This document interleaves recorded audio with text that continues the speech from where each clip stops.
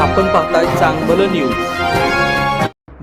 Breaking बातमी आहे कराड तालुक्यातील कालगावमधून। कालगावचा प्राचीन ठेवा उजेडात आला आहे। हो खरं आहे, कालगाव येथील प्राचीन ठेवा उजेडात आला आहे। कालगाव हे कराड तालुक्यातील कृष्णा नदीच्या काठावर वसलेलं छोटंसं गाव।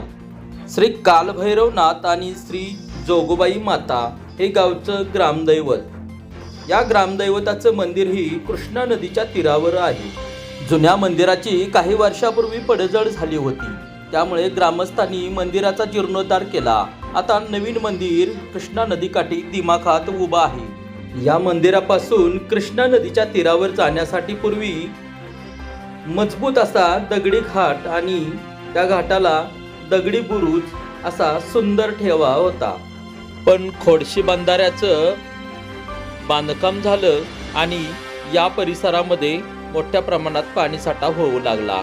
त्यामध्ये गाळ आणि वाळूने कालगावचा हा दगडी घाट आणि दगडी बुरुज, त्याचे दगडी बुरुज हे बुजून गेले।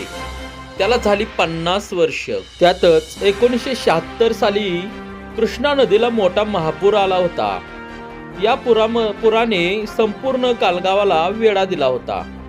या महापुरामध्ये मोठ्या प्रमाणात गाळ आणि वाळू या दगडी बुरुजावर आणि घाटाच्या पायऱ्यांच्या वर साचून राहिली, त्यामुळे हे पूर्ण बुजून गेलं होतं। आता नुकताच भुयाचीवाडी येथील बंधाऱ्याचा काही भाग वाहून गेला आहे, त्यामुळे या ठिकाणचा पाणीसाठा कमी झाला असून कालगावचा हा बुजलेला घाटाचा भाग आणि त्याचे बुरुज हे आता उघडे पडले आहेत। त्यामुळे इथे ग्रामस्थांना पुन्हा दृष्टीस पडू लागले आहेत। हा प्राचीन ठेवा पुन्हा उजेडात आला आहे। शासनाने आणि लोकप्रतिनिधींनी सुमारे 10 कोटी रुपयांची तरतूद करून या घाटाला पुन्हा वैभव प्राप्त करून द्यावे, अशी मागणी श्री कालभैरवनाथ देवस्थान ट्रस्टचे विश्वस्त व प्रमुख मानकरी बाळकृष्ण दत्तात्रय पुजारी यांनी केली आहे।